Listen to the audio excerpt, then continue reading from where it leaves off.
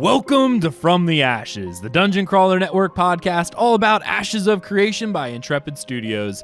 Bear witness to the rebirth of the MMORPG genre from the ashes of an industry that has left the gamers behind. I am Aggelos, founder of the Dungeon Crawler Network, and we are coming to you live from the Mighty Beard Tavern. I am joined by my amazing co-host. We've got Stormslord. How are you? God, doing awesome. Ready for this conversation. Excellent. Alpha Soul. Oh, he's muted. That's not a good start to the show. I am doing great. Whoops. Sorry about that. That's Whoops. okay. At least it was you, not me. And we also have returning special guest, Crowjack. Chat, I don't want to bring attention to this, but I can't help myself. Our lovely host has the brightest head Oh, yeah. you have ever seen this side of the of this tavern. Of this inn. It's I gotta gorgeous. fire my makeup girl. She didn't do enough powder on me at this point, so... There's a job opening if anyone's interested. I need a makeup person, so keep that in mind. All right. We've got a fun show for you guys. We're actually going to be revisiting the Ashes of Creation Apocalypse. Special thanks to Crowjack for wanting to talk about that one again, bringing that all up, so that'll be fun. We also are going to be speculating on the Bounty Hunter system and what that may mean in Ashes of Creation. It's going to be a good time. But before we jump into that, of course, I got to give shout outs to all of our amazing patrons over at patreon.com/Dungeon Crawler Network, as well as those who subscribe to us here on twitch.tv/Dungeon Crawler Network. You guys are amazing. You help keep the metaphorical torches lit. And, well, lets us bring you shows each and every week. And, of course, anyone who subscribes to us via Patreon, our Twitch often gets all of our podcast episodes at least 24 hours early, which is kind of funny because a lot of our patrons and Twitch subs will start discussing the episode 3 or 4 days before it goes live for everyone else in our Discord, and they start scratching their heads. They're not so shiny heads, and what are you guys talking about? It's great. But anyway, check it out. It's awesome. If you want to help support the show, you can also leave us a 5-star review on iTunes, because that lets people know that we are a real podcast, that we say real words, and sometimes they matter. We haven't got any in a while, and I feel kind of bad. It's like people don't like our show. That's not true. You guys are all amazing. But no, we have 48 reviews on the U.S. store, and I'd really like to see us hit over 50, because that would be amazing. But yeah, check that out. If you got some time, feel free to leave us a review. It really does help us out more than you can really imagine. It really does. All right. Enough of my jabbing. Let's go ahead and move right on into the show. First off, we're going to be talking about the Ashes of Creation Apocalypse announcement once again. Now, if you missed most of our responses from last week, you could check out episode 68, I think. Yeah, 68. Yeah, we talked about that, but we brought Crowjack on because I was on Crowjack's stream, twitch.tv/Crowjack. If you don't follow him, you should, because he's an awesome streamer. Really enjoy watching him play games. Specifically, Sea of Thieves is my favorite because it's just funny to watch that go crazy. But we were talking about this on his stream, and he wanted to bring this up. So, Crowjack, let's get your first thoughts on what Apocalypse is and how it will affect the game. So I watched your guys' podcast on, I think it was YouTube I watched it on, and I had it on double speed because I'm efficient and I don't have time. I loved most of your responses. I felt a lot of them were very valid. I wish we have the power of hindsight now. I wish they had the foresight to see this potential issue happening with the confusion and having it all named Apocalypse from the start and having it packaged as a side thing from the start, but they didn't. And a lot of this feels a little bit like they're trying to cover up this mistake, and they're on their heels regarding this stuff. I still think in the long run it's going to be a fantastic thing, but yeah, how it's been handled in this immediate short term has been a little rough, and that's just too bad. It sucks, but I have faith. Okay, so, and this is what I really have to address here, and I know we talked about it before. Why in creation do they think, like, we knew that this was going to be a bad idea, releasing the NDA? You can go back to my previous episodes where we were talking about whether or not they should release the NDA, and we're like, this is bad. People are going to look at it and go, this is not the MMO that we signed up for. Or, Absolutely. oh, go ahead, Alpha Soul. Go ahead. No, I was just saying none of this is surprised, basically. I mean, you No one's surprised. watch the shows through and through, and everyone was pretty much saying the same thing, and here we are. Bob Doley in chat, which is a regular on the Crojack stream, said they should have called it AOC Immortal. Ooh. I see you, Bob. No. One thing I find really cool about this, though, let's look at this from a different perspective. There's one. How do I word this without like? All right, the Ashes of Creation community right now is very small, relatively speaking. You may have 700,000 registered users, you may have 40,000 backers, but in terms of media attention, YouTube attention, social media attention, etc., it's absolutely tiny. A mistake like we've seen here with this naming convention of the Battle Royale, etc., and all this kind of stuff, the lifting of the NDA, the voices we're hearing are very, very small and very, very few. They're a little vocal, but they're very few. If this kind of an issue occurred, let's say, on a Blizzard product or an EA product or a product of another bigger corporation, you would see tons of YouTube videos completely slamming it and podcasts and everyone writing articles, but you're not. I punch Ashes of Creation to YouTube and you don't see that kind of stuff. So making these mistakes now, having these issues now, it's not nearly as damaging as we fear. Countering that with the benefit of documenting the entire journey of an undeveloped product all the way to a finished developed thing, and being able to 2, 3, 4, 5 years down the road, looking back and seeing that development documented, I think is very powerful. From a different perspective. I actually do agree with that. I kind of think that even looking at this from a negative aspect, you can still kind of see that we just have to deal with this until March or April, right? And then, it's back to kind of the train that we're all kind of used to and we're all kind of expecting. Yep. So, small community, the fact that it's not going to last long, to me, the impact is potentially minimal. So, yeah. Long-term impact minimal. Yeah, long-term. Potential. Yeah, we'll wait and see, right? Yeah. That key indicator, we'll find out.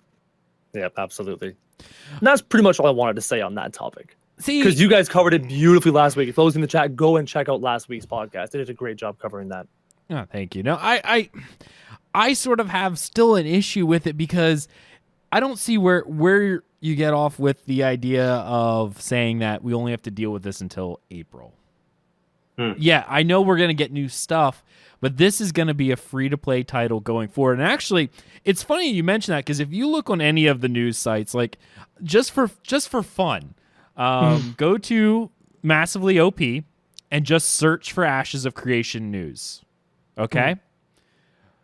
All you're going to see in their comments is they made this a battle royale game. I feel bad for all the... ever read the comments of anything on the internet ever. Ever. You want to know who makes comments on the internet? Miserable people. You, myself, normal people, we go and watch something, we read an article on the news, or we watch a video. If we're pretty average normal people, we're not gonna be like, you know what? Decent video. Comment. You don't say that. Average normal people, happy people, don't leave comments. And generally the people that leave comments are miserable people who hate things.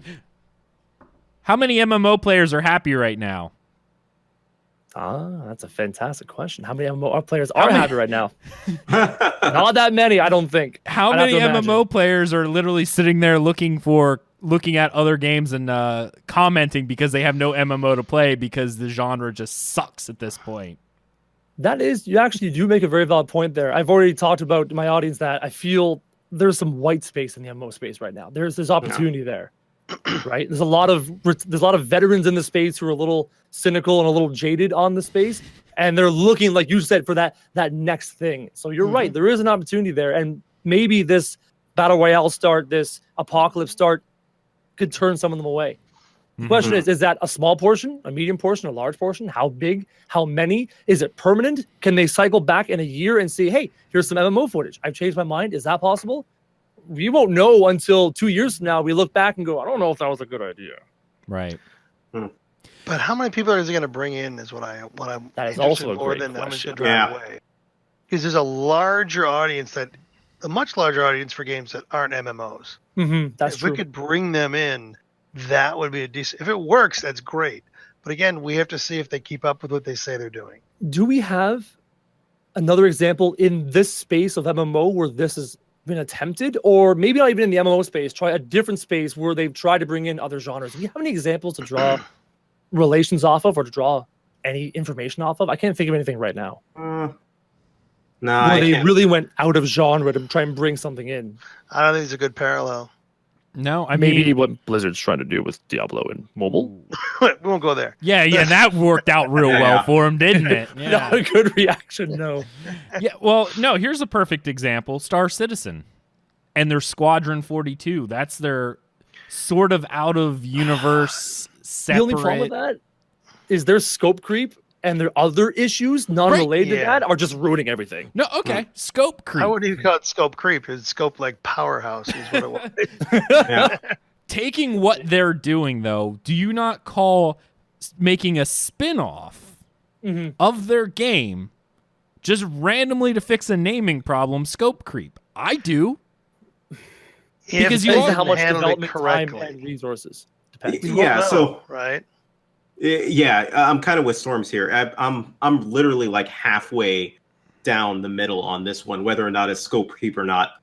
If it achieves what they keep saying that it's going to achieve, and that's the test of the combat system and server stability, then it's not necessarily scope creep. But if it's advanced, to your point, Aggelos, if it's advanced past that and keeps going on in its own direction, that's definitely scope creep. So if it is handled the right way, it becomes expansion of your scope.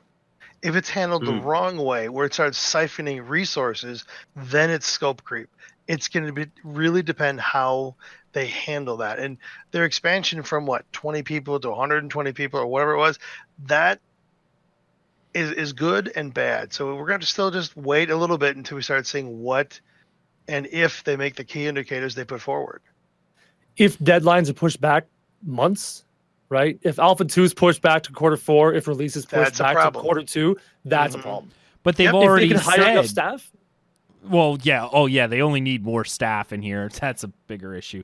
They've already said this is going to be a pushback, though, because they have to make this it's not just releasing it. Like, I know some people are saying in our chat, and there's actually a few things I want to mention because these people are in here. The Donut over here says non-MMO players will see this that otherwise wouldn't have. I agree, and I will get to that in a moment.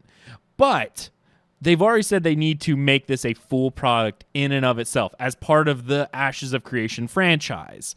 Yeah. So they're going to have to divert resources away from the MMO in order to make this a free-to-play standalone version by itself, to shore up assets, to run the servers, to continually make cosmetics to sell, because guess what? That's how they're going to monetize this thing. divert or add on to. Yeah, there's the question how that's going to work. Anything that you're going to be throwing over to one that you're not going to use in the other, which Steven has already said that he's planning on, just change, they'll use part of it, but they'll change it so it looks slightly different from the. That's still essentially creating two items. Well, the question is, are they going to bring in outside resources, or are they going to siphon away from the MMO team? That's the decision of whether it's going to be harmful or not, and we don't know. But then we got to wait and see. If we had access to their plans, that'd be awesome, but we don't. Sadly, it's not as simple as let's say you have 100 developers work MMO and you bring in 20 to work on the Battle Royale. Some people may go, why not add those 20 to the MMO? Everyone with a bit of knowledge understands that simply adding more developers to a project doesn't necessarily have a direct correlation with speed of production, right? So there is diminishing returns there. So depends if they do it separate, right? I mean, that's just, so look at it this way. If you do, you have a project set up, you're going to be build this brick, right? Yep. If you decide, I want to build this brick and I want to do a second brick, are you going to divert resources from the first brick to build the second brick? Or are you going to bring a whole separate set of resources to build that second brick? Yeah, if you're building a house and you want to add plan something correctly. But if you don't plan correctly, then you're going to end up in a big old mess. Yeah. Worse than if you had decided not to do the second brick at all. Yeah. I've seen it both ways. I've seen huge projects make tremendous strides with more people, but you have to have that layer of management on top of that to make sure that they are separate. They may share assets, but they have to be separate. If they start to commingle, there's your problem. Yeah. And they've confirmed that they're using Agile as their development scheme, right? Not sure it's a good thing, but that's okay. Yeah. Agile goes both ways depending what you want to do. I think it's a great idea. Again, I'm watching their key indicators to see where they head. Right. They have said one thing in the past, though, that just got me thinking that maybe Aggelos is actually right on this. Every time things like some potential additions to like either cosmetics or quicker delivery of some of the other things that have been promised, the thing that they've said, both Jeff and Steven have said, is that they can't do it because doing it would take away resources from the current team. So they have expressed that. They have spoken about that in the past. They have spoken that. Yeah. So if that's the case, to me, looking at the Battle Royale, then I don't see how you keep this up and you not divert some of those resources that were previously focused on whatever it was they were. I don't see how it's done without taking away resources. I guess with the same set of resources, you're absolutely right. But if you have a second set of resources, right? So when you decide you want to go ahead and expand scope, you can do one of two things. You can pull from the resources you have, elongate your timeline, or you get a totally separate set of resources to work on the second piece. It all depends on A, how much money you have, B, how much time you have, and what set of management utilities you have. I've done it both ways. And expanding the resources into different doesn't work. You need a completely separate set, especially with this diverse set of products. Gotcha. All right. Rolling back a little bit to what was said earlier, let's just assume that this does not divert any resources away from the actual final product. It's a big assumption, but we're going to make that assumption. Now you're saying that this provides a way for people to be exposed to the MMO that would not normally see it. Fair enough. I agree with the premise. How many of the people who are into the Battle Royale side really are MMO players? Secondly, the fact that this is only the action combat side, and this is mostly directed at Crojack because I know Storms and Alpha's I brought this up before. Yep. They're only doing the action combat side, so it's not even indicative of what the actual combat from the MMO. So if they're sitting there going, wow, this Battle Royale, this free play is pretty awesome, I should check out the MMO, they hop in and realize, oh, it's a hybrid. This doesn't play the way that I thought the rest of the game does. Does that hurt or help? I think it's going to have zero bearing, and here's why. Very simple explanation why this will have absolutely no bearing. You love Call of Duty. You're on your Xbox. You got your Xbox controller. You love Call of Duty. You're playing an FPS. You understand you got your gun, your reticle, etc. You're bored of Call of Duty. Maybe you want to play some God of War. There's no more gun. There's no more reticle. You're playing an action combat system with what's that time-based event management system. Maybe you get bored of that and you play an RTS or you play something else. Going from genre to genre, it's rather expected that your control scheme and your combat system will be quite different. So that is already pretty common in the gaming world, unless you are a specific, I am only a shooter guy, then yeah, you're never going to look at an MMO in a million years. But if you're an average gamer who's dabbled in this game and played a little bit of that, you're very comfortable switching combat mechanics from genre to genre. Nice point. I like it. No, it's true. Like, if you're invested in the franchise, I could see you going forward. I just have my doubts. The fact that it'll be maybe a bit of a shock going from your full combat to hybrid, or maybe not. We don't know how. They talked about the 75% rule: 75% action, 75% tab. If you can go 75% action, it could feel maybe potentially quite similar to the Battle Royale. We're not sure. We won't know until the first phase of the MMO Alpha. Yeah, correct. Yeah, we don't. Like I said, I've done the A0, which we're allowed to talk about, and that was all tab, and it felt a tab target MMO, which I like. I like MMOs because when I play an MMO, I'm not playing it like a shooter. I'm playing it like an RPG. So there's a difference there in the way you approach the game versus the way that we approach the Battle Royale, for instance. For me, I approach it with my face down in the dirt most of the time because I die. But that's neither here nor there. There's a lot better players who do much better than me at that. But, you know, and I see in chat, I said I kickstarted an MMORPG, not a Battle Royale. I really do feel like the stigma from Star Citizen is very alive, especially with kickstarted MMOs. We see that all the time. You have that stigma of Star Citizen plus the popularity and therefore tons of hatred of Fortnite coupled together, married here in this beautiful project with not a lot of information available. Right. It's really awkward. It is. Very much so. It is. It definitely is. And that's one of the major issues that I have, because no one, other than the diehard MMO fans like ourselves, really speak well about Kickstarted MMO, because really none of them have come out. Which one has succeeded? Yeah, which one has success? Well, Do we actually, have I one? shouldn't say that. Is there one? Yeah. Ooh. Hold on. It's not. It's so successful he can't remember the name. No, I wouldn't say it's successful. I'll say it released Okay. and it actually did. All right, It's doing fairly well. It's not Dual Universe, but it's one of those space ones. Help me out. It's not. Now it's really going to bug me because one of my co-hosts plays it. He was playing it all the time, and now I cannot remember it for the life of me. Someone please say it. I'm not too sure. I don't remember, but it was a kickstarted MMO, and it's actually now out. It does fairly well. It's actually done a couple expansions too, but most people don't even remember that, and even I'm having a hard time Chosen remembering. Space? What is it? Chosen Space? No, it's not Chosen. Or Dual Universe? See, I thought, is Dual Universe out? Because I said Dual Universe, but it just doesn't seem right to me. Maybe it is. I don't know. We'll get off topic, but there's another one that's out there. But of the more popular Kickstarted MMOs, the one that I would say is closest to launch at this point would be Camelot Unchained, because that's at least in a beta phase. Mm-hmm. But even that was like 5 years later. Beta phase was supposed to be like 4 years ago. Wow. Like Yeah. it keep getting pulled If back and Ashes pulled is back. 3 months late, I won't complain then. If Yeah. you're 3 months behind schedule, I'm really not going to complain. Yeah. If that's true. Oh my god. Oh yeah, no, seriously, it was beta 1 was actually supposed to come out for Camelot Unchained in 2012, I think. Elite Dangerous. That's what it is. The donut with the save, Elite Dangerous. That's the one. That was a kickstarted. I didn't know that. Yeah. Oh, interesting. Yeah, it's a crowdfunded one. So yeah, no, they're doing pretty good from what I hear. And actually it's a lot of fun for what it is, but yeah. All right. So go ahead.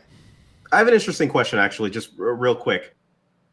So we've been talking about their strategy, about how they are reaching out to these other players to bring them into the MMO world and kind of get them, acclimated, and hopefully they're playing Ashes of Creation. To that point, though, Ashes of Creation was supposed to go back to the roots of MMO, right? And if you look at the most popular MMOs that are currently out there, they're all in the opposite direction. In other words, they're all, I guess you could say, player friendly. They're all, by player friendly, I mean like new player friendly. If you're a person coming in, you can jump in. WoW, Elder Scrolls Online, Final Fantasy, Guild Wars 2, they're all really casual that you could just jump in and get something accomplished within that time. Or within the time frame that you have, and they're wildly popular because of it. Ashes, on the other hand, was supposed to be going in the opposite direction. Will it actually?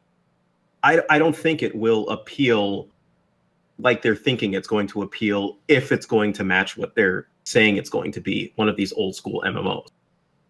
I'll let someone else answer before I do. No, go ahead, Crowjack. Go for it. All right. No one ever achieved the greatest heights of success by following along the pack and doing what everyone else is doing. Sure, you can achieve some measure of success by following what everyone else is doing, copying World of Warcraft, which is the king of MMOs right now, and having that kind of a game. But if you want to have something greater, if you want to try and beat it, you have to do something different. So this hybrid system could be an attempt. Yeah, they could fail. It could fail miserably. It could not attract the right kind of people, not attract enough kind of people. But if you just continually do the same thing, you're never going to succeed or bypass what's been the top right now. So give it a shot and see what happens. And I like what Mr. Powers D actually just said, because it's very true, and it's actually very sad because of the state of the genre itself. I feel that everyone that says they are done with Ashes of Creation because of this, meaning Apocalypse, will definitely be back when it releases, because people were hyping Bless Online.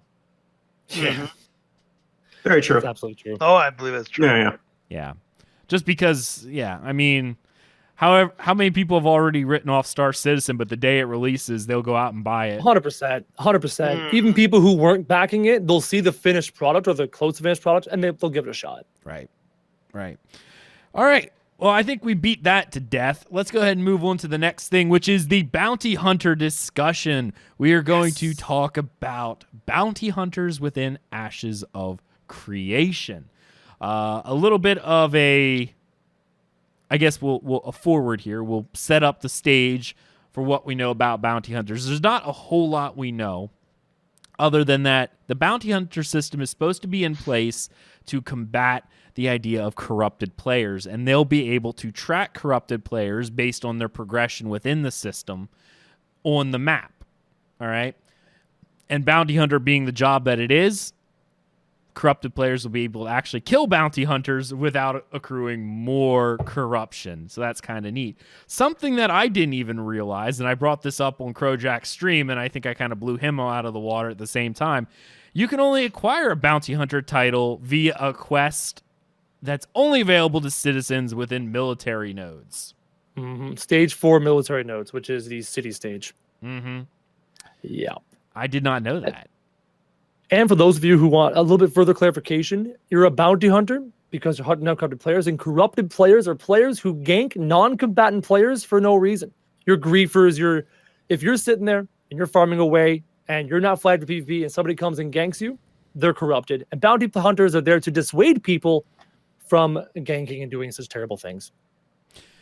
This is a system that I really enjoyed up until I found out about the military node. But that's neither here nor there. It's interesting that they tie it to that. That's not really a fault. It's just going to affect the way that I think that I'll end up playing, because I don't think I'm going to be doing a whole lot in military nodes unless, that's just happens to be where I'm at, much less being a citizen of a military node. Personal play style, not a big deal. Moving forward. Does anyone remember the actual, what was it called in ESO, that the original justice system? They actually had a bounty hunter system built in where players would be able to put on a tabard, which would flag them to be a bounty hunter, and they would be able to actually PvP anyone who was marked as a thief or a murderer within Elder Scrolls Online. Now, this is interesting.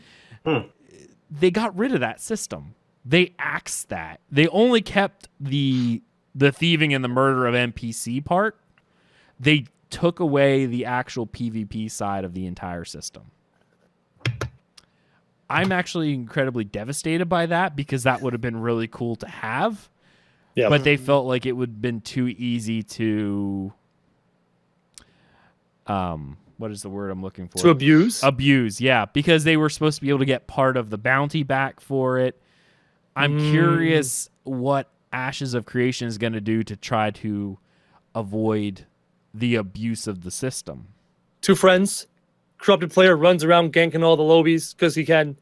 And then his buddy comes up and goes, hey, bounty hunter, kill, remove corruption, no penalty, it's all good. I pick up your loot and give it back to you at the end. Yeah, there could be ways to circumvent the system. It's possible. It's absolutely possible. How do you counteract that? It's a great question. I think that instead of gear dropping off a corrupted player, I think if a bounty hunter actually kills the person, the gear should be destroyed. I think they should get some of it. Interesting. Well, see, no, getting part of the gear goes back towards being able to cheat the system. Yeah. Well, I mean, they're corrupted, right? Well, no, but if it's your buddy who's corrupted and you go kill them. Sometimes you can't stop that buddy stuff, right? You can't stop that. You can't take away all benefits because, people could flip flags for AP, right? You got to be able to balance out between there. Yeah, what percentage of the population are we talking about trying to pull that off? Yeah, right? It depends, right? I mean, but to me, this is a really intriguing system. I'm sort of bothered by the military town thing because this would be awesome to be able to do this. And the beautiful thing is, because we're all alpha testers here, through testing, if they discovered that there's just this bevy of corrupted people running around the server and there's not enough bounty hunters because there's not enough military nodes, maybe they'll change it. Maybe they'll make it available to everybody. It could be a great balancing tool. That might happen, right? That might happen. The amount of gankers that could move into a box, that would attract the bounty hunters to that box to work that through. And this leads to another question of balance. So you have the corrupted players, you have the bounty hunters. Being a bounty hunter is very lucrative because you can kill these corrupted players. And maybe the people who may be interested in the ganking and all that kind of stuff go, you know what? This isn't worth it. And all of a sudden, there's just not a whole lot of corrupted players around, if any. What if they fall off the map? Well, how do you progress your bounty hunter class at that point? That's a good question. So, I like the fact that you can turn on and off your bounty hunter status. You could be a bounty hunter. You can turn that on and off. I don't know what that affects, if anything, outside of you. But look at the corrupted players, that you can see a visible difference in that player. Yes, that's very interesting. Yeah. So you can basically walk up to a corrupted player. They don't know you're a bounty hunter until it's too late. That's also a question. Can you turn it on during PvP? Is there a cooldown? Exactly. That's interesting. Well, wow. Something he said during your stream, Kojak, actually kind of has me worried, but we'll see what happens with it. And that was corrupt players will possibly get benefits for killing bounty hunters. The corrupt players, their incentive to kill other players is non-corrupted players only drop raw materials or gold. They don't drop pieces of gear or loot. And if you kill a bounty hunter, I believe it's the same thing. It's a portion of gold, potentially, definitely raw materials. That's the only benefit I know of. Okay. The benefit of killing a highly corrupted player, because apparently there's a scale of it. Yeah. The benefit of killing highly corrupted players is they drop their weapons and armor and gear, which is very, very crazy. So exactly, they're super punishing these players that used to love running around ganking kids. Do they punish them to the point where it's just gone and it's just not a thing anymore? That's my big fear. It depends, right? Is that a good thing or a bad thing? It depends what you want to do. Yeah. But I also like the fact that the higher corruption score, the higher the chance that you're going to get gear or weapons when the corrupted player dies. Yeah. So Super punishing. you're going to be looking for the more corrupted, which if they're visibly changed with corruption, are they more visibly changed at higher levels of corruption? It's also a good question. See, and I see some people in chat are talking about this. So Magic Man, Kara, thank you for the bits, by the way, was talking about, is Vera this totally lawless landmass, meaning all combatants can fight each other whenever they want? Well, yes, but not without consequences. Yes. That's the way. I could walk up to Kojak, because I know he's a bad player, and just stab him in the back and he would suck and couldn't. No, I'm just kidding. He's actually one shot dead. One shot dead. Please yeah. Put some gunpowder in his boat. He doesn't realize it. Hey, that's my job. Anyone can attack anyone anywhere, except for I think the starting zones. I think they said like where the first couple players walked in, that'll be the only place where PvP is turned off. But once you're out in Vera, anyone can attack anyone anywhere. But it works that there's a difference based on if you're a combatant, meaning it's a person, you're either A, flagged for PvP by doing a PvP type ability, such as caravans are entering a battleground, which isn't like a... I hate the word battleground because every time I say battleground, people think it's... a location with which there is battle upon that ground. There you go. You're not entering an instance BG. You're entering that section over there. Hey, look over there. There's a castle. It's a zone of war. A zone of war is happening, whether it be a siege or whatever. Now, if you're in a city and it's being sieged, guess what? You're automatically a combatant. And they use the term, you know, like your name will turn purple. If you're just out picking flowers, you are a non-combatant, a green player. You can be killed still. If you fight back, you become a combatant, and then the person doesn't get corruption. If you just die, the person will become a corrupt, they'll become a red player, and then they have a level of, they have to try to work off that corruption or else bad things happen. And there are two ways to do so. Yes, yeah. Either through questing or death, or the timer running out. And depending on your corruption level, lots and lots of repeated boring questing at a religious spot in your node, or multiple deaths. Yes. And to that point, I hope they add an option in your configuration and settings that allows you to control whether or not your AoEs and your tertiary abilities hit. AoEs do not hit non-combatants. Yeah. Already confirmed by Steven, AoEs do not hit non-combatants. If you're green, you're not accidentally being tagged by that battle over there. Good. Okay, then you have to purposely do that. Yeah. Yeah, it has to be a direct. I think most games actually do that, where AoEs won't affect until the person is hit with a direct damage first. In which case, then it automatically, okay, then your AoE will then work. This is something, because I kind of brought that up. The reason why I wanted to bring that up was we were talking about bounty hunters and how you know it's a bounty hunter. What if they're automatically just shown as combatant at all point then? The free game. It's open game. Well, yeah, that's how you know someone is a bounty hunter, because at that point in time, they would be a consistent purple player, a combatant regardless of where they are, which would then play into the fact that then they wouldn't get the corruption upon death. And to clarify for the chat, players are flagged as combatants if they attack another player.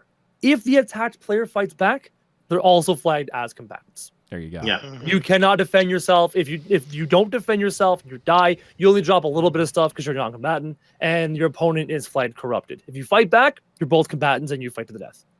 Which I like. I'm fine with that. Yeah. No. Yeah. I will fight That's anyone who good. attacks me back. I'm good. Yeah. No. I can't do the whole run thing, so I'll I fight will back be anyway. absolutely honest and say I hate this system because I love anarchy. I love the lawlessness of the land. Look at the games I've been playing recently. I love attacking and being attacked regardless of the situation. But that's me, and I know that there's a massive group of MMO players who just want to, like as you say, pick the flowers, right? You know, and it's actually funny. I'll be on the opposite side. This system right here was actually the thing that Got you into this? Got you into the player versus player? well, no, got me into just this in general. Like backing this game, because this reminded me of Ultima Online and the Online. fact that Yep. I'm not real big on PvP for just random PvP's sake. I want there to be consequences. Just someone coming up and killing a player because they can, just to troll them, is annoying. And if there's no repercussion for it, then you can't stop it other than logging out till the player gets bored or going to another area and hope they don't follow you, right? Yeah. With the corruption system, at least it brings meaningful PvP in. So I'm sitting there, I'm picking my flowers, and that jerk Stormslord just runs in front of me. I know he sees me heading. This happens to me in ESO all the time. They see you heading for like a resource and like a mob attacks you. So the blight thing, and some people do this, they will stop and they'll let you have it. Because if they see you're fighting a mob directly over top of it, great. Oh yeah. Yeah. Nope. No, but see, Not a that's chance. okay. No, I'm the other guy. I am the other guy. Yeah, I'm not so- the guy that will sit there and wait for you. No. So Crowjack goes in and steals my loot. Yep. In ESO, there's nothing I can do about it. In Ashes That's of true. Creation, I can stab him in the head Absolutely. and then take it off of his That's body, right. and then I'm That's happy. Like, And that concept of consequences for decisions and meaningful conflict and meaningful combat is not just something that the developers have talked about in the PvP aspect alone. They've talked about that through everything. They Yeah. want meaningful conflict and meaningful things. That's why some of the dungeons are open to multiple groups. They want that meaningful conflict to happen a lot and often. That's why Yeah. it's a PvX game and not a PvE game. Yeah. Right. mhm. And that's... Oh, go Oh, ahead. Yeah, I was going to say, if I was to try and sum it up, that beauty that UO had and the meaningful conflict, it's wanting that same conflict, but at the same time, not driving away the people who would comprise of the base, if that's By what. providing some people the ability to punish those that would abuse the system. Yes. Yeah, Mhm. And that's the cool part. It's beautiful. The ability for us as players to go, that person is just a troll and toxic. Let's kill them. Other We have games the you power really to can't. police our own game. Yeah. Yes, I like that Yeah. a That's lot. amazing. I really do. That's really good. And to assuage a few fears, I see some people going about campers. Here's the thing to remember. Repeated camping is not going to be a thing. Only because for each time a person gets another stack of corruption, they eventually start losing stat or skill and Yep. stat There it dampening. is. So say I kill Crowjack. Mhm. I get corrupted. I kill him again. I get more stacks of corruption. I now actually do less damage in PvP to the point where I literally, like, by the 8th time I try to stab Crowjack and it feels like I'm hitting him with a noodle. And he's like, dude, that tickles. Stop it.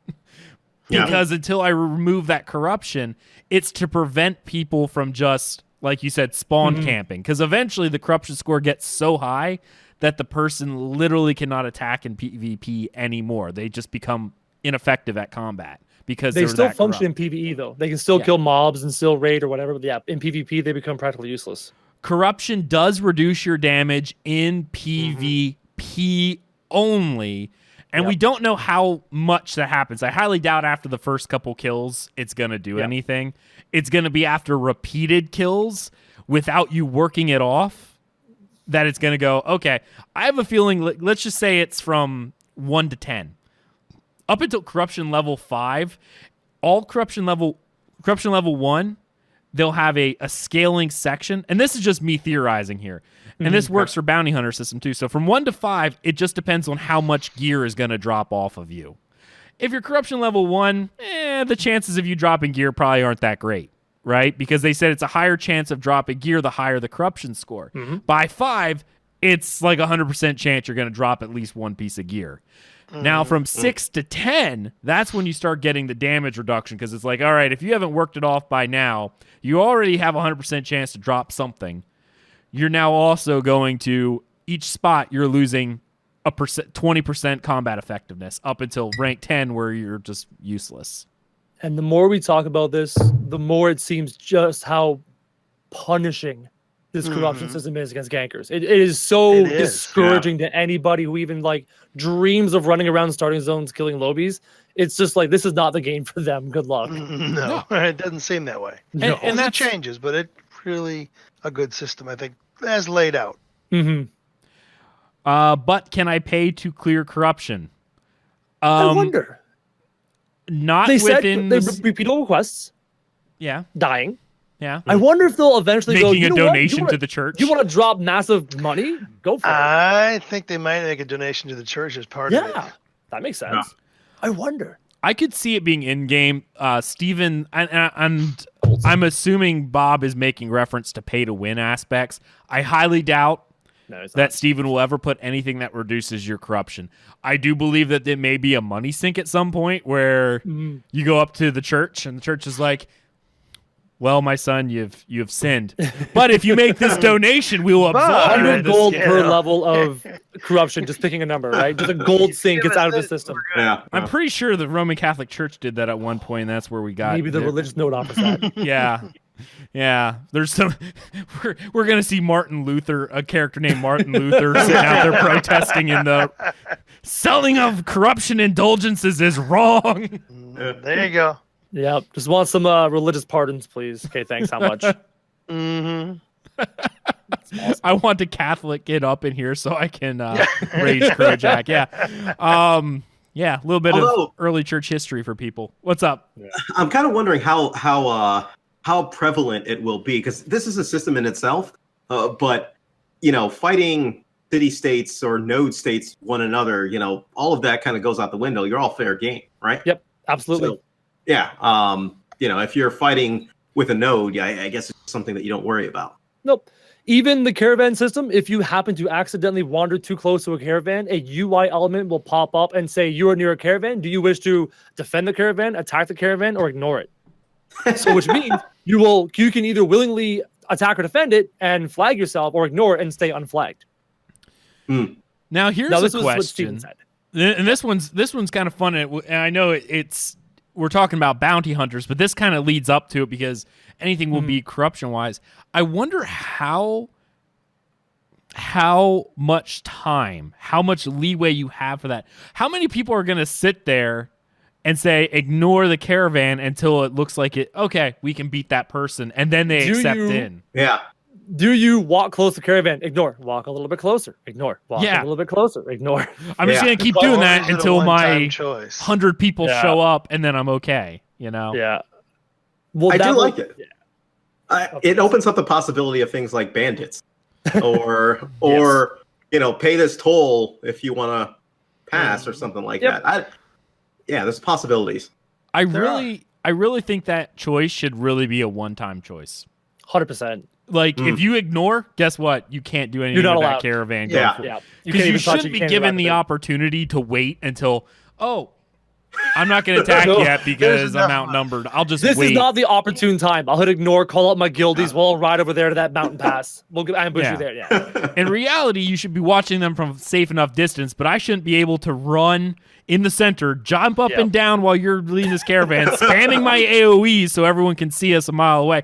And then when my guild gets here, all of a sudden flip it over and there we go. Yeah, that's probably a good idea. Yeah. Yeah. Yeah, that would suck. All right, cool. No, I really want to do the bounty hunter. I'm just not fond of the military nodes. Yeah, I think that's to me that's a dissuader, but I think honestly that's going to change. I don't think it will, and this is why. This is going to be part of a progress. They talked about all these side progressions, right? Each node's supposed to have its own progression. Yep. This is going to be one of the military node.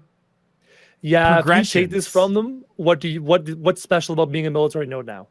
Right? I don't know. What else is there, right? So good question. We don't know yet. We'll find out soon. If you're, this could be very limiting, or could be very organizational structure that you're going to have.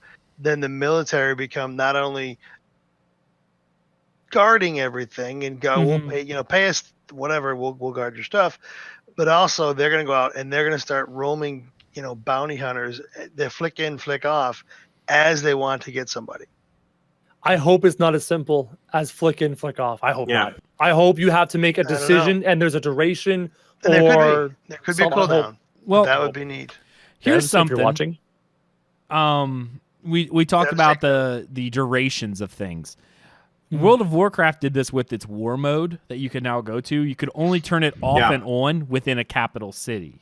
Yeah. Oh, that's an interesting idea. What if they tie the bounty hunter to that? You have to go to the military node NPC. Maybe if not the node, how about the bounty hunter guild hall? Yeah. Inside the guild hall. Yeah, no, that's a good idea. Right? Yeah.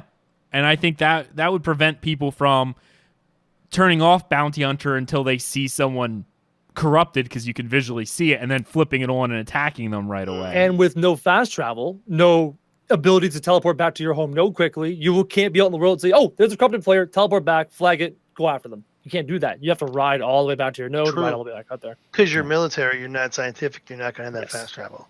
I wonder how much fast travel Scientific's going to get. I wonder. I'm very curious. That's something I really want to know. I have a feeling, and based on the node level it is, the similar way they talked about the economic nodes. The economic nodes are going to have linked auction houses within its ZOI zone of influence. Yep. I have a feeling that the portals that you'll be able to get, the fast travel, which will probably be portals, is only going to affect the nodes or the areas within that ZOI, which can be up to 1/5 of the world. Yeah, that leads into this question. We talked about the economic one, linking marketplaces within a zone of influence. That was the phrase we were told. Yeah. But from what I thought or what I knew, your zone of influence has a node, and that node levels up to a metropolis. What is it linking to? Well, what else is in the zone of influence? As the zone, the zone of influence grows as the node grows. But encompasses what? Are there additional towns that there sprout could be up? there could be additional towns, right? Because that's the one thing we haven't heard about. We hear about the individual main city for each whatever, but what's is it? That's in Nodes Part 3. That's gonna be in Node 3. There it is. There it is. Yeah. No, how it does is each node will say like. Have you ever played Settlers of Catan? Oh yeah. Okay, so you have the little grid base. Each one of those can have a town in it. But as it grows, it overlaps other nodes, which then prevents it doesn't necessarily remove, well, in some cases it may completely overwrite, or it may inhibit growth. So they even said when something hits a metropolis, your area is gonna have other nodes in it. So the zone of influence is the size of, well, we'll use my state, Pennsylvania. We have Harrisburg as the capital, but doesn't mean there's not other cities, but they don't mark as capital. So you can have other nodes that can level up to 4 and no higher within the zone of influence. Yes, because by the words of Steven, 5 metropolises max per server. That's like the cap. 5. Yeah. And that'll be each one controls 1/5 of the world, but that doesn't mean that's the only city within that fifth of the world. Right. Can there be other smaller, lesser nodes? Yes. So if you have a big old metropolis for a scientific node, and then you can have within there a small military node or a small religious node, and they can be connected by teleporters to the big metropolis scientific node. Yep. Exactly. Are those in alliance? Are they warring? Like, there's so many questions. I would imagine anything within the zone of influence is automatically falls under the law of the metropolis itself. Of the biggest, whatever the biggest city state is closest to Yes. it, everything else around it gets like swallowed into that massiveness. Correct. And I Could think be all the interesting. trade routes and stuff that are going to pop up are going to originate either at or going to the metropolis itself. But I have a feeling that what's going to happen is we're going to have one metropolis, and then there's going to be a set number going down, being in every metropolis's zone of influence, there can be 3 cities, the next one down. Can we have our cake and eat it too, guys? Can we have our cake and eat it too? Sure we Can can. we have the metropolis that is a scientific, and within it, a level 4 military node providing bounty hunterness? Yes. That And would we be have our cake and interesting, eat it too. right? Yeah. No, they definitely, you're not limited. Each node, and from what I understand, each node is actually randomly generated. So when the node de-levels, because they didn't say anything was going to be set, because that's something, because I'm like, okay, how long until someone puts a map going, okay, the Node spawn node here, here, here, A1 Q2 is always going to be a scientific.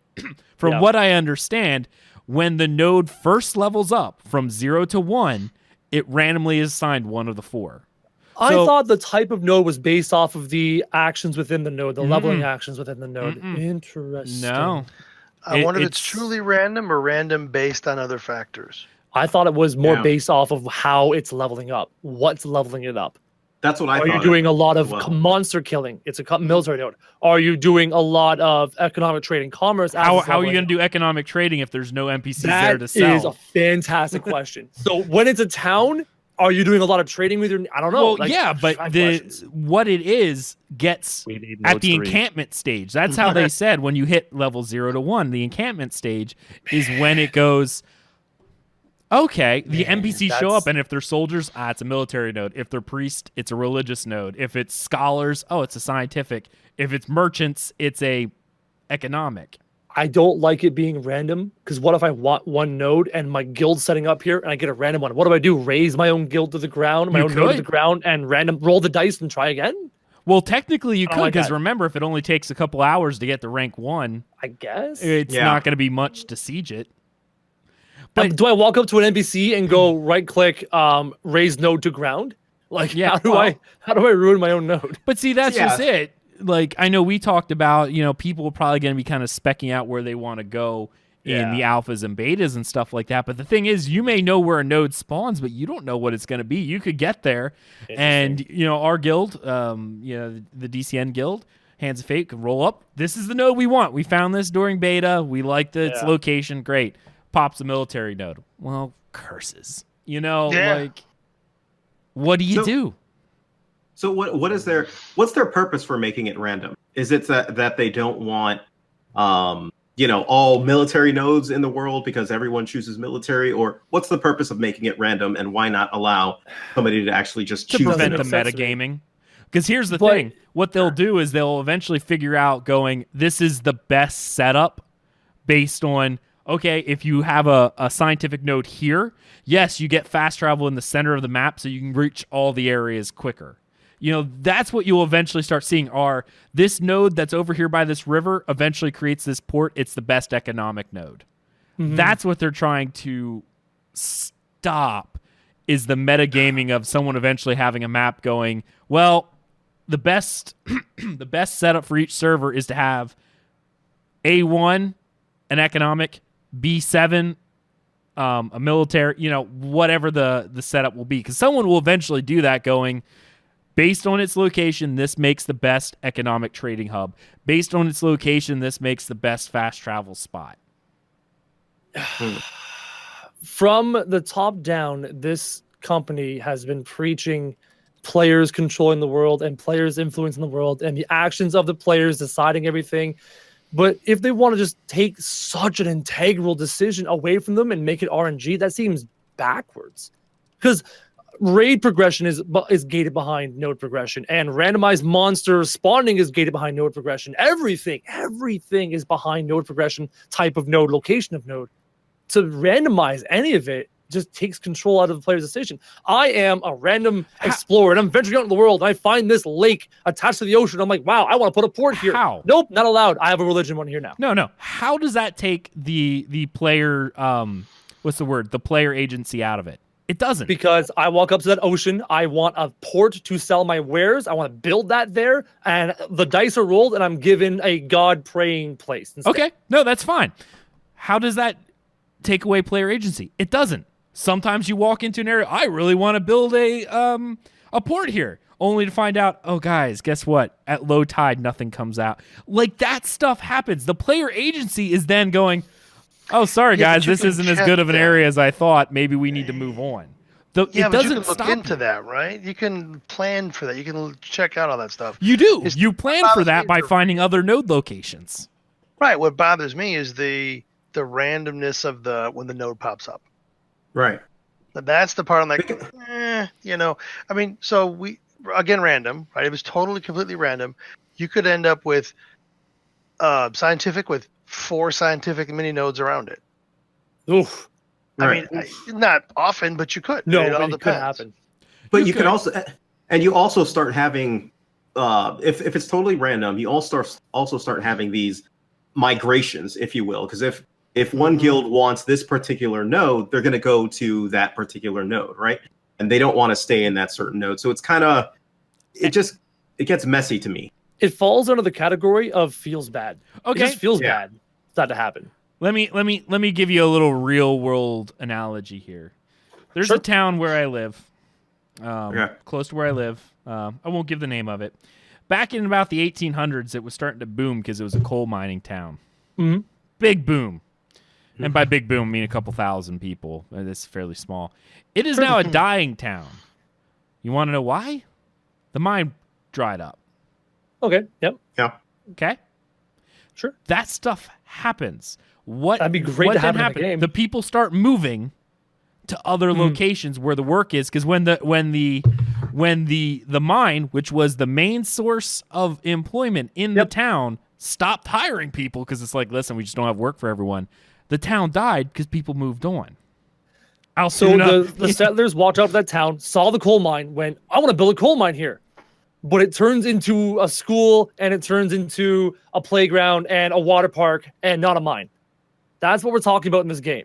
You see the mine. I walk up to a mountain in this game. I want to build an economic metropolis by this mountain because of all the plentiful resources in there, but RNG gives me a military node. But okay, no, that's fine. No. That's fine. Again, bringing in the real world example. You build your mine. No one wants to be a miner. I want to go into web design instead. You can't force people into picking up a pickaxe. This isn't like ancient Rome where you inherited your father's job. Some people, that's just it. That's how the node advances. So here's a question. You set up the node. You may have these ideas, but you can't control what people walked in. When Rome first got settled, they took anyone they could find. It was considered essentially a pirate haven at first because no other cities wanted it. The only people who migrated to Rome were the people who were looking for a new start, which were mostly people who were kicked out of every other town. They couldn't control who it is that you brought in. So when the NPCs show up and you're like, I want to make this economic node, you get a bunch of soldiers and jarheads moving in. Well, does anyone know how to work an abacus? And they're like, me stab things. Okay. I've got the perfect rebuttal to this. This is beautiful. You go. walk up to this mountain, you see the mine, you want to build the economic node. You think this is a great idea. So there's 2 ways you can decide how to have the node develops. You can have the very first leader of the node make the decision. Like you said, you want to build a mine, but no one shows up. Or you have the actions of the zone create the node. If you come to this mine and lots of people are mining, making mining experience, that may make an economic node. It depends on how they decide to have that decision process occur. Okay. If it's one dude making the decision, he could make the wrong decision and no one shows up and everyone leaves. That's 100% could happen. Okay. But if it's based off of actions in the world, it could trigger a specific node if lots of people in that area all agree, hey, we're mining. Hey, we're killing monsters. Hey, we're praying to God or something. I'm not sure how that's going to work. Depends like on that. how More the than decision making random. happens. You could just have a pogrom and get rid of everyone you don't want, aka Or siege the node right at the everything is beginning. RNG. It's RNG Yeah, you the game. See, and we talked about what we talked about earlier. Yeah. I don't think we're going to have a situation where 100 nodes pop up the same node, because I'm sure they use an algorithm where it's random. Yeah. You know, it's like roll node if military node exists within X. You know, Yeah, maybe you spots. can't roll a node that's in close proximity to a duplicate. Yeah, Possibly. yeah. I'm sure Right. they'll think of possible. that to remove that. But Mhm. again, early on, if you get your NPCs in there and they all are soldiers, and you really want that economic node, kill them. Yeah. Well, Oh, man. there is another advantage to this. If it's completely random, then you are encouraging more fighting earlier on Yeah. rather than turtling. Because if somebody wants an economic node or a military node or whatever it is node that they want and they didn't get it, then guess who's coming to town? They're gonna go find it. Yeah, But Back if you to have my top. if you have something that's based on what the actions around, to me that sort of makes a little more sense. But again, I don't know. It's finding what it's gonna do. But how do like I agree with that. I agree with it in premise. How do you build a religious node? Well, yeah. How do you build a religious node? How do you build got a a military bunch of node? You got a bunch of people around doing stuff, right? Yeah, what are they everyone doing? slash pray. Pray, great. Maybe. Slash pray, go. Slash kill, Back- slash pray. Whatever. Back to the you know. turtle and attacking, and that entire thing about attacking nodes and raising them to the ground and building your own. We talked about much earlier in this particular debate that it could become known eventually through guides and YouTube videos that location in B13 is a fantastic spot for a military node. If that knowledge is even remotely common, That's gonna and be enemy there. guild and enemy alliance over there has it, and you want it, you know to go to that spot, raise that thing to the ground, and build your own because that's the best spot. Oh, It that could will- help to create further PvP conflicts over these hotbeds of really nice locations for specific types of nodes. That is definitely going to happen. If you have a yeah. node that spawns directly over a river or a port, Oh yeah, and you want it to be economic and I it's can't wait. not, guess what? You burn it to the ground. Start over. Mm-hmm. I mean, that's happened throughout human history all the time. You don't like what's there, you burn it, and you start It just- over. Well, feels usually it's so somebody bad. else who's doing the burning, not the same. usually group yeah. of people. It's not very often. It's not very often you design a civilization and go, guys, we've had this place for 30 years. It's We're crap. done. Burn to the ground. Start again. Scrap it. That, Let's like, start over. that doesn't happen. Doesn't happen. That's so weird. I mean, I don't know. Instead, they usually like expand upon a city and add new spots to it, and the old town kind of fades away and dies. But you can't do that in this game, as far as we know. yeah, Oh. yeah. Nero got sick of Rome at one point, burnt the whole thing Yeah. to the ground. So Yeah, I mean, yeah. why not? It was crazy. So if we catch Ag with a fiddle, we'll talk. Yeah, Yeah. let me sit out there with a fiddle. If he's out there stabbing the ocean, by the declaring way- war on the ocean, yeah. It was a liar, not a anyway. All right, no. Oh, You a know. liar. Yeah, Okay, a liar. Liar. Yeah, There no, you go. I agree, but that's gonna push people towards these early conflicts, and I really do think that it will, depending on if you get something you don't want, that also brings up the idea of if you're being competitive about this, because remember, every node that's growing around you is in competition to grow larger. You may be stunted Yep. by another Yeah. node. The question goes, do I waste the resources and siege this city down, or do I move on and find something else? We have to make the choice quick. Yeah. You may be limited in your quest to become a metropolis because that node over there is too close. Well, You yeah, may no, be forced to bring that down. Oh, they're Wow. bigger. Oh, yeah. The more Yeah. I'm diving mentally into this system, I can't wait. No, that is so definitely a excited. thing. Your city can be capped because another city surpassed it and it's within the zone of influence. And now you are locked at a tier 3 because that city over there advanced to tier 4 before you. And now your guild is sitting in there. I'm not saying it's a guild because these cities Yeah, are yeah. supposed to be massive, Yeah, but big, yeah. if your guild has decided this town is going to be our hub and you get capped at rank 3, what do? Because you are effectively, think about this, you are effectively limiting your personal progression because certain services are not going to be available Dungeons, in a rank raids. 3. Yeah. Yeah, Well, that's I don't- great. Not even That's- dungeon love side it. of things, but actual personal progression. Certain resources, quests, and other items are not going to be available in lower stage nodes. You have Yep. to advance forward or move on. The city either grows or it dies. That's awesome. Very few times do cities remain stagnant. unless it's Salt Lake That City. is fantastic until you tell me that the beginning of my city is randomized. Then that's not so cool. All right, boys, we spent 3 hours building this city. It has appeared. It is religious. Okay, scrap it. 3 more hours. It's religious. Okay, scrap it. 3 more hours. It's economic. Okay, scrap it. 3 more hours. Like, it just does not feel good, man. Does not feel good. And it's better that I don't know. I hope there's a better solution. In beta, I go in and say, by the way, this node's going to be military, so you go there along with 800 other people. If you are supreme leader that we voted and elected and you make that decision, that's our problem for voting you.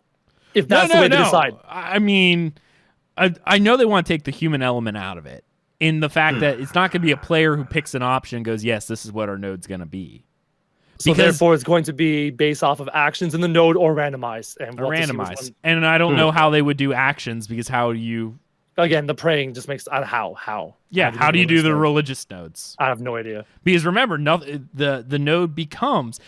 I think what you were confusing is the architecture changes based on... That's very easy to do. On the races applying experience. Yep. I don't think so much it's related to the actions of the players. Because if someone's out there picking flowers, then what? It becomes a giant, greenhouse city? Like, no, picking flowers might be economic. Or it could be scientific. It could be scientific as well. You're right. Maybe it does both. Maybe. But then again, it's still random. I can't wait to get my hands on this in the first phase of the real alpha. I cannot wait. So many questions. Yeah. Maybe. Absolutely. And at what cost? Maybe you build a god statue. Here's the problem is you don't even know where the node actually exists until NPCs show up. We won't know what a zone of influence is. I mean, eventually someone will probably map it out. Do we have a confirmation that the type of node is decided like step 1? Yeah. Yeah. Oh, man. When it goes from 0, where there's no one there, to 1, the NPC stage. If you just have like a default vanilla stage all up until maybe the city, once it hits or the village stage 3, maybe at stage 3 it finally decides the path. Until then, you have. Do you really want to waste that much time? Because you're just building up a generic NPC questing spot at that point. Okay, you're building up a general NPC questing spot, but you have no idea what it's going to be. So if it takes a month to get to rank 3, and then all of a sudden, oh crud, it's a giant, If the system they decide on is random, that's bad. If the system they decide on is based off of the actions of every player in the zone, having that much time to make a decision is good. It depends on which way they go. Yeah, and then that midnight Aussie crowd who comes in and sells everything just randomly in your town. Hey, it's done by the popular vote of them. And then you wasted a month. Oh, I know. Again, I can't wait. I want to know the way they do this so we can figure out how to work it. I'm curious. I agree. This ties into bounty hunters because... I don't know. I think we got into it. Yeah. It's good. No, this was an unintentional area, so I'm gonna have to change my entire what I wrote down for this because we just it all leads back to node. Yeah, it all leads back to node 3. Oh, this is how we'll tie it back to bounty hunters. If it levels up to military, bounty hunters can be added in there. Bingo. Yeah. So stage 4 city. Stage 4 city. Yeah. Or town, whatever. But yeah, no. All right, guys, that's a show. That's a show. Thank you so much, guys, for coming out. And we'll give Crojack a chance here to say where he's from, what people can find him. Punch the name into everything, and you'll find me. Twitter, YouTube, Instagram, Snapchat, Twitch. You punch the name in, you'll find it. I'm going to Snapchat Crojack right now. I'll snap right now, bud. It's good. I'm just kidding. Anyway, of course, if you're interested in checking out everything we do, DungeonCrawlerNetwork.com. If you're interested in checking out the DCN Guild, Hands of Fate, there is a link in the description below, handsoffateaoc.com, so you can find out all about us and what we do. And of course, I want to give a special thank you again to my co-host Stormslord and Alpha Soul. Follow them at the links in the description of the podcast. Check out everything, DungeonCrawlerNetwork.com. You can find links to all of our social media, including Twitch, YouTube, Twitter, and Facebook. Be sure to check out our Patreon program at patreon.com/DungeonCrawlerNetwork if you want to help support the show. You can also leave us a 5-star review on iTunes so people know that we are a real podcast, that we say real words, and sometimes they matter. Thank you so much for joining us on this episode of From the Ashes, and we'll see you next time. See you later, everyone.